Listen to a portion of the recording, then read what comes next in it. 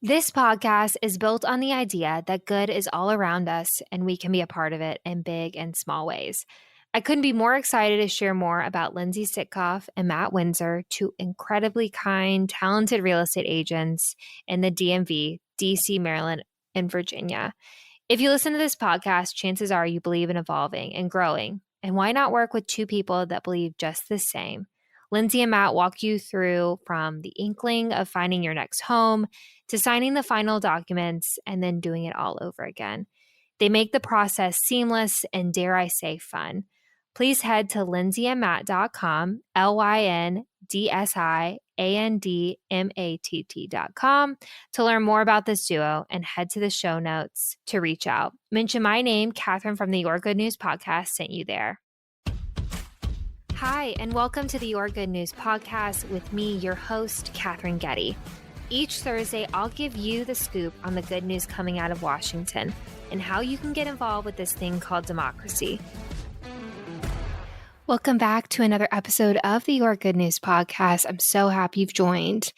Quick editor's note. A couple episodes back, I incorrectly noted that the U.S. Senate would be back the week of January 9th.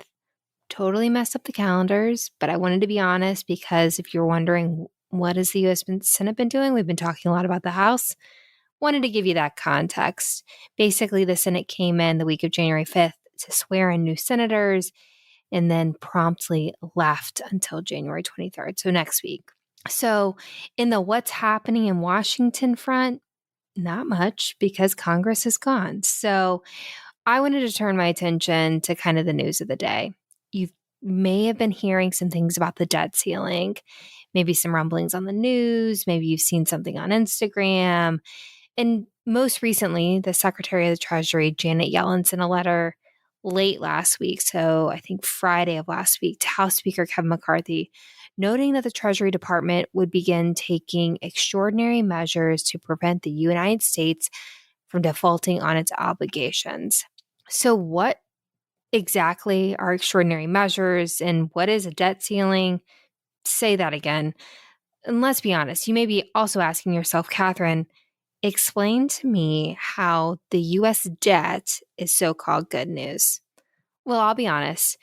I can acknowledge that it's a bit of a stretch, but the way I tried to view it was it's good news because you'll be a better informed voter. You'll understand a little bit more of what it means when you see that news. You have additional context. And at the end of the day, that's all this Schoolhouse Rock is trying to do.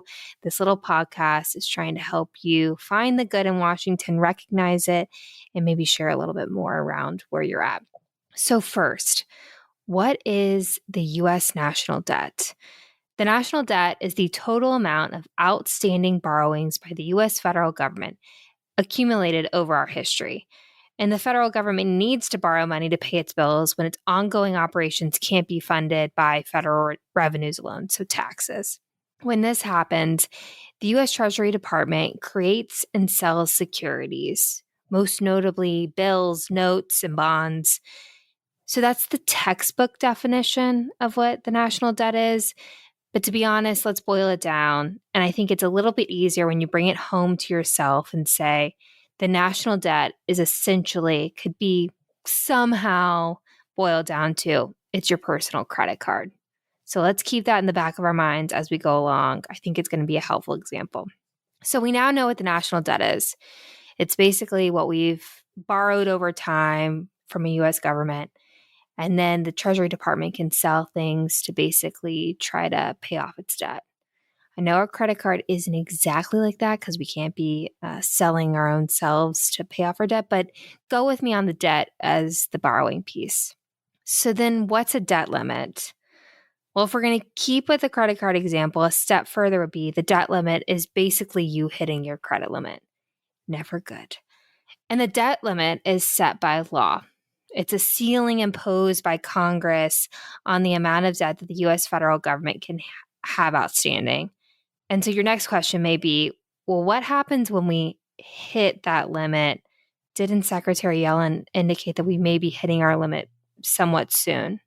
The Treasury Department can no longer borrow money to cover government operations is what happens with the debt limit, fundamentally. So that's when extraordinary measures can go into place. And this is basically accounting maneuvers that can allow the government to continue standard operations for a limited period of time. And the debt limit, which I said was set by Congress through law, is just under 31.4 trillion. You heard that correctly. 31.4 trillion. That is our borrowing limit as a country. And it was set in December of 2021, which at that point it was being raised by another $2.5 trillion. Trillion with a T. So when the limit is being reached, basically the federal government is then going to call Congress and say, we need it to be higher. So that in the credit card example would be you calling your credit card company to say, I need a little bit of a higher limit. So, okay, we got the national debt. We understand what happens when the debt limit's reached and what the debt limit is exactly.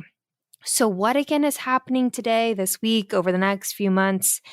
So in the letter that Treasury Secretary Yellen sent last week, she noted that this Thursday, if you're listening in real time, January 19th, that the Treasury Department would begin taking those certain extraordinary measures. And it's unlikely that the cash and extraordinary measures will be exhausted before early June. So again, another timeline we have to pay attention to. And she warned Speaker McCarthy that it's critical Congress act in a timely manner to increase or suspend the debt limit. Latest projections by Bipartisan Policy Center said the federal government would reach its limit in that third quarter of the year. So nearing that June, July timeframe. And what would happen next? Well, if you've learned anything about Congress or how the U.S. government works, well, Congress is going to probably wait until the last minute. So let's all buckle up. And layer on top of that Republicans are in control of the House and Dems of the Senate. I think this vote is going to undoubtedly become a tool that members of Congress and leaders in the House and Senate try to extract something else. So maybe it's addressing or pulling other spending down, or maybe Democrats want to say it needs to be clean and we can address spending in another way.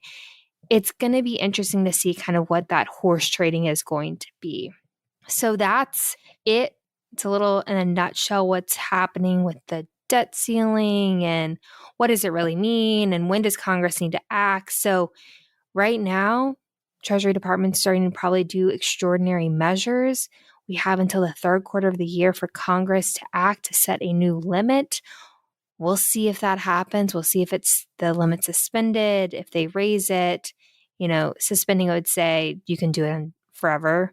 Raising the limit would maybe be a little bit more of a check and balance. So we'll see kind of where that lays out. So thank you again for joining today's episode of the Your Good News podcast. I know it's a little bit weedy, a little bit nerdy today, but I thought it's interesting. I'm definitely going to have to give a lot of credit. This was kind of an idea that I springboarded off someone. You know who that is. If you haven't already, please subscribe so weekly an episode will be where you stream podcasts. Leave a review. Let me know what you want to learn about. If there's anything you're seeing in the news, you're like, what does it actually mean? Hit me up at Instagram. My handle is at Katherine Getty, or you can shoot me a note at support@yourgoodnewspodcast.com. And tune in next week for another episode of the Your Good News podcast.